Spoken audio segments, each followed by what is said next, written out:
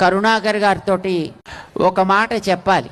ఏంటంటే, మనం క్రిస్టియానిటీకి ఎగెనిస్టా, ఇస్లాంకి ఎగెనిస్టా, లేదా క్రిస్టియన్ నేను, ముస్లిం నేను అని పేరు చెప్పి దానికి వ్యతిరేకంగా తదితరమైన వ్యక్తులని హింసించే వ్యక్తులకి మనం వ్యతిరేకమా? మా ఉద్దేశం ప్రకారం మనం క్రిస్టియానిటీని ఏం అనాల్సిన అవసరం లేదు. కానీ క్రిస్టియన్ పేరు చెప్పి ఇతరమైనటువంటి వ్యక్తులందరినీ కూడా రకరకాల ప్రలోభాలకి లోను చేసి వాళ్ళకి వాళ్ళ ఆరాధన చేసుకునేటటువంటి దేవతా విశేషాలకి రకరకాల వక్ర భాష్యాలు చేసి సమాజంలో చెడు బీజాలని నాటే వ్యక్తుల పాలిటి సింహస్వప్నంలాగా శివశక్తి ఉండాలని మేము ఆశిస్తాం.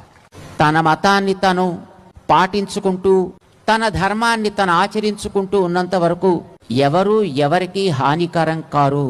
కానీ మతం పేరు చెప్పి ఇతర మతాలని ఆక్షేపించేటటువంటి వ్యక్తులు బయలుదేరితే అది సమాజానికి చీడపురుగు, ప్రమాదకరం. ఎవరి మతాలకి సంబంధించినటువంటి చరిత్ర వారికి ఉంటుంది. మనం చూసేటటువంటి వేదాల్లో కనిపించేవో, గ్రామాల్లో ఆరాధనలను అందుకునేటటువంటివో రకరకాలైనటువంటి దేవతా విశేషాల మీద ఒక విశ్వాసం చేత, ఒక నమ్మకం చేత తమ జీవితాల్లో కొన్ని మంచి అలవాట్లని చేసుకునేటటువంటి వ్యక్తులు కోట్లాది మంది ఉన్నారు దేశంలో.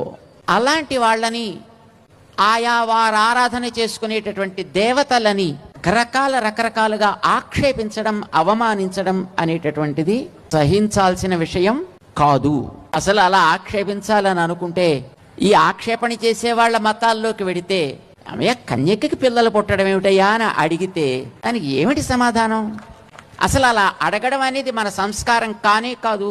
నువ్వు ఒక విషయాన్ని నమ్మావు, దాన్ని నువ్వు ఆచరిస్తున్నావు, దాన్ని నీ యొక్క జీవితాన్ని బాగు చేసుకోవడానికి చక్కగా నువ్వు ఆచరించుకుంటూ వెడితే ఎవ్వడికి నష్టం లేదు.